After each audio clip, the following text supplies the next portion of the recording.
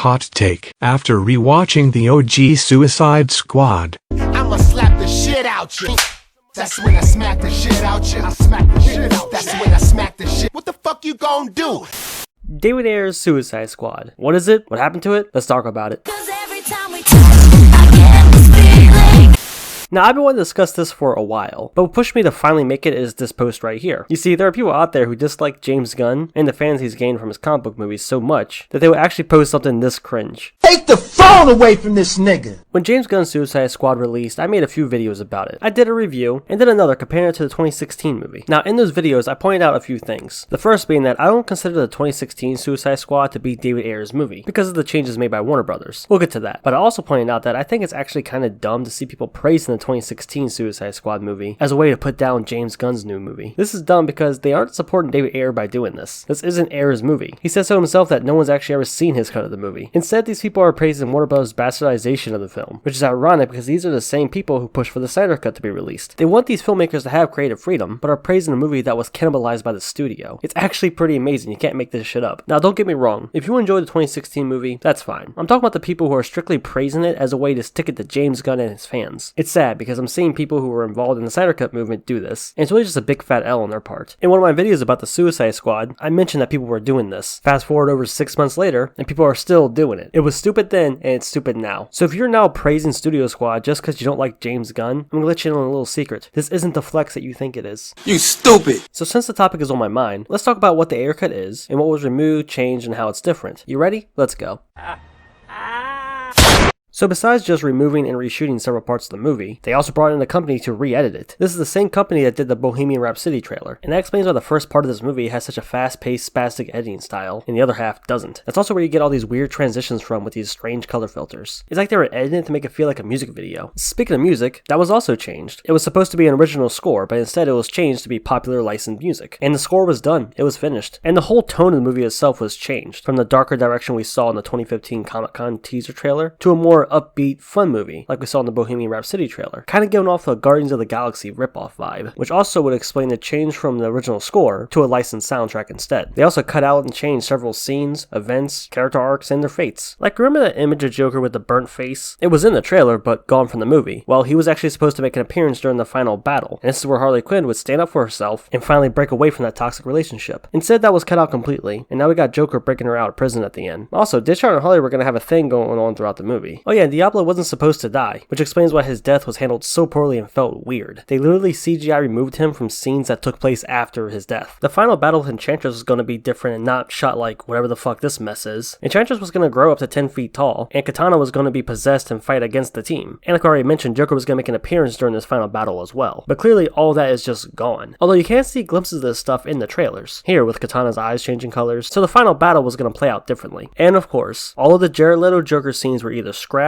altered, or reshot completely. The actor who played Johnny Frost mentioned that one of his favorite scenes was cut from the movie. It's where the Joker breaks into a judge's house and surprises him in his bed, and is looking for information related to Harley Quinn. Another really interesting scene that was changed is that Joker pushes Monster T to shoot himself because of his comments about Harley. Of course, this was changed in the film to have Joker shoot Monster T, in just the weirdest edit in the whole movie. Yo, Jay.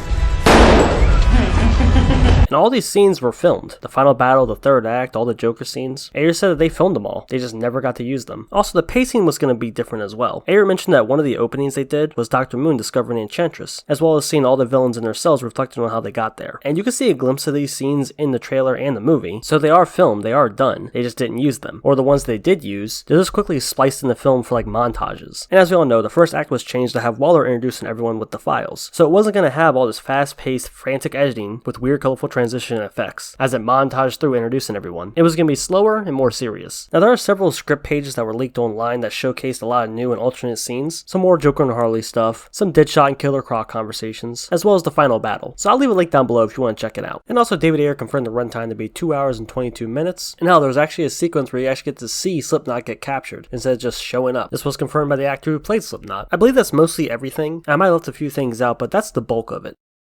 So basically what I'm trying to say is, the movie was fucked. David Ayer has stated that it wouldn't be hard to restore his movie. The footage is shot, the score is done. It would basically be re-editing the whole movie, removing the scenes that were reshot for the studio, and removing the licensed music and adding back in the original score. So just about everything he needs to finish the movie, they have. It's done. It was shot. Now there is a movement similar to the Snyder Cut movement that wants to see Ayer's version. I mean, if it wouldn't be such a hassle to complete, then why not do it? Jared Leto, Joel Kinnaman, and other cast members have been asked about the Ayer Cut and about whether or not Warner Bros. Should release it. Hell, even cast members on the new Suicide Squad movie said they should do it. Should they release the Ayer Cut? Absolutely. Why not? Why wouldn't they? Why wouldn't they? I mean, that's what streaming's for, right? Brothers should release the Ayer Cut. Yeah, why not? You know, like you always want to see the director's, vision. Did you ever see that cut? No.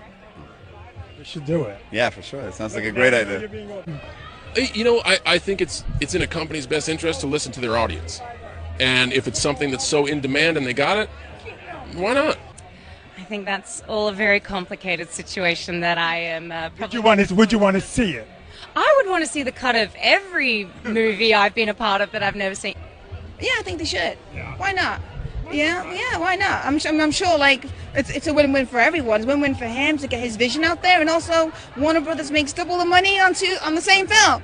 I mean, they have an audience for it, clearly. They have HBO Max, so they have consumers and they have the platform to put it on. So why not take advantage of it? Now, I've seen people say that the Ayer Cut is probably worse than the original theatrical cut. And my response is, okay, then let's see it and find out. I mean, I haven't seen it, you haven't seen it, so why not release it and find out for ourselves? Even those supposed early test screenings that the audience hated wasn't even Ayer's cut of the movie. Only a handful of people ever actually seen Ayer's cut. Now, me personally, I would like to see his version of the movie, for a few reasons. The first is, I really don't think it can be worse than the theatrical cut. If there is a better version of the theatrical cut, I would like to see it. Second is I really like David Ayer. I really like his style and he's directed and written some really good movies. And a third reason is, what could it really hurt? Like, I don't even think Warner Bros. Can even use the excuse that it would mess up the main canon of their universe now, because the new Suicide Squad, even though it's a soft reboot, kind of feels like a sequel to the 2016 one. It features a lot of the same characters in the same roles, so I really don't think it'll mess up the canon or the story that much. And in today's world, we stream mostly everything, and Warner Bros. Just so happens to have a streaming service, so there you go, they have somewhere they can put it. And again, I think it's weird seeing people praise the 2016 Suicide Squad just to spite James Gunn. And it's even weird seeing those same people praise the movie when they've openly admit that it's not David Ayer's film. It's like, if you want to see David Ayer's cut, then it's probably not a good idea to praise a movie that was ruined by the studio, because at that point you're just praising Warner Bros. For fucking it up. It's really baffling seeing this shit, I'm not gonna lie. That's gonna do it for the video. I just wanted to inform you guys about the Ayer Cut and just discuss it for a few minutes. You know, spread the word, get it out there, and give you the general idea of what the Ayer Cut is and how it's different. So if you enjoyed the video, go and drop a like on it, and leave a comment, let me know. Do you think they should release the Ayer Cut? Are you interested in seeing it? And I guess I end this video by saying, release the fucking Ayer Cut.